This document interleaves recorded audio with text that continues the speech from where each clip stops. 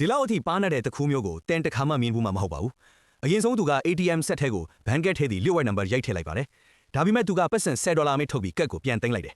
တကယ်အစီအစဉ်ကအခုမှစောတာပါတယောက်ယောက်စောင့်ကြည့်နေသလားဆိုတာသူပက်ပက်လေးကိုအကဲခတ်လိုက်ပါသေးတယ်ဘယ်သူမှမရှိတော့ဘူးဆိုတာတေချာပြီးဆိုတာနဲ့သူဟာဂေါ်ဘူးကိုထုတ်ပြီးပတ်စံထွက်တဲ့အပေါက်မှာတာရိုက်တုတ်လိုက်ပါတယ်ပြီးတော့ဘာမှမဖြစ်သလိုမျိုးအေးအေးဆေးဆေးပဲထွက်သွားခဲ့ပါတယ်အခုတော့သူဟာသူ့ရဲ့ခွင်ထဲကိုဆင်းသက်လာမဲ့ကံမကောင်းတဲ့သားကောင်ကိုစောင့်နေပါပြီ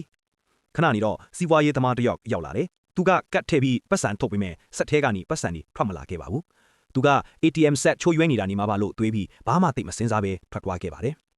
အဲ့ဒီနောက်မှာလဲလူတွေအများကြီးထပ်လာကြပါတယ်လူတိုင်းလည်းအဲ့ဒီအတိုင်းပဲဖြစ်ကုန်တာပေါ့ဘယ်သူမှပတ်စံမရကြပဲအားလုံးကစစ်ပြက်နေတဲ့ထင်ပြီးပြန်သွားကြပါတယ်ဒါပေမဲ့တခိုးကတော့အခွင့်ကောင်းကိုစောင့်ရင်းအနားမှာပဲရှိနေတော့ပါနိုင်ကြီးဘက်လောက်ကြားတဲ့အခါမှာတော့သူ ATM ဆက်စီပြန်လာပါတယ်သူကကတ်ကိုနောက်တစ်ခါထပ်ထည့်ပြီးဆက်လဲပတ်မှုပြန်ဆအောင်$10ပဲထပ်ထုတ်လိုက်ပါတယ်ဆက်ကအလုံးလောက်တာနဲ့တပြိုင်နက်သူက ATM ဆက်ကိုခက်ပြင်းပြင်းတစ်ချက်ရိုက်ချလိုက်ပါတယ်အဲ့ဒီနောက်ဘာဖြစ်သွားလဲသိလား ATM ဆက်ထဲကနေပတ်စံဒီမိုးရွာသလိုတဖွဲဖွဲကျလာပါတော့တယ်